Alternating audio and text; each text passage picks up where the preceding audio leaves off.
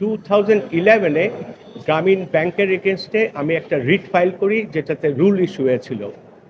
সেই রিটটা 2011-এর পরে এই পর্যন্ত হিয়ারিং করা হয় নাই, তার কারণও আছে।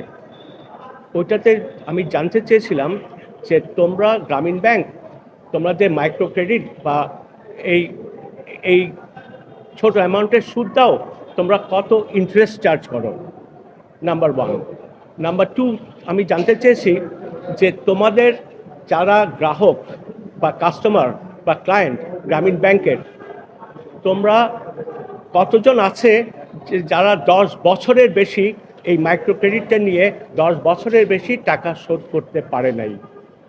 গ্রামীণ ব্যাংক এই রিটে পার্টিসিপেট করে নাই for one reason or another. সেই সময় এই রিটটা হিয়ারিং করতে দেওয়া হয় নাই।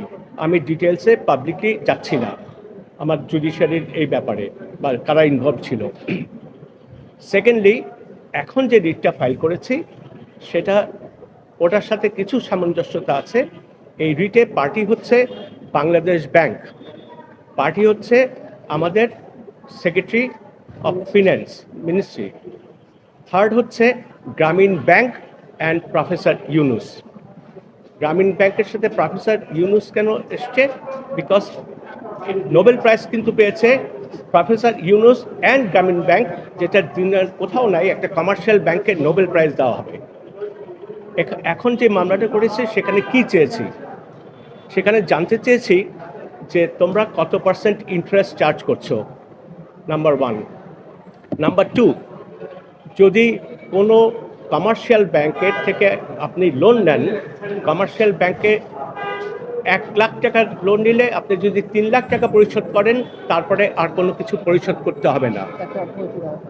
আচ্ছা, তাকে অব্যাহতি দিয়ে দেওয়া হয়। সেকেন্ডলি, গ্রামীণ ব্যাংকের ক্ষেত্রে যেটা বললাম, 10 বছরের বেশি একজন সুদ দিয়ে যাচ্ছে কাবলিওয়ালার মতো। এই প্রিন্সিপাল অ্যামাউন্ট দিতে হবে না, সুদ দাও। এই সুদের উপরেই গ্রামীণ ব্যাংক চলতেছে।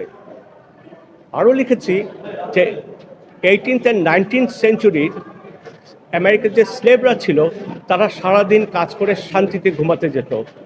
একটা মহিলা যারা ভূমিহীন হিসাবে লোন নিয়েছে, তারা 10 বছর পরেও লোন শোধ করতে পারছে না। এটাও দেখিয়ে দিয়েছে একটা মহিলা সকালে কখন ঘুম থেকে ওঠে, তার হাজব্যান্ড কখন মসজিদ থেকে আসে, তখন থেকে আরম্ভ করে রাত্রেবেলা সবাইকে খাওয়িয়ে সে ঘুমাতে যায়, কিন্তু তার মাথায় টেনশন থেকেই থাকে যে আমি ইন্টারেস্টের টাকাটা কিভাবে দেব। এখন আমি যেটা চাচ্ছি সেটা হচ্ছে গ্রামীণ ব্যাংক, যেটা যেই টার্মসে রুল দেওয়া হয়েছে, 1 লাখ টাকার জায়গায় 3 লাখ টাকা যদি হয়ে যায়, বা 25 লাখ টাকার জায়গায় যদি 75,000 হয়ে যায়, তারপরে তাকে আর কোনো টাকা দিতে হবে না। এটা চাওয়া হয়েছে, এই টার্মসেই কিন্তু আজকে রুলটা জারি করা হয়েছে। হ্যাঁ, আমি স্পেশাল মেসেঞ্জারকে দিয়ে বলেছি যে এটা কোর্ট খুললেই আমি ফিক্স করব। সামঞ্জস্যতা রেখে, রাইট। ওরা কেন এত বেশি ইন্টারেস্ট দেবে? আমি যেটা বলছি আপনারা সবাই সবকিছু জানেন, নতুন কিছু বলছি না। Thank you.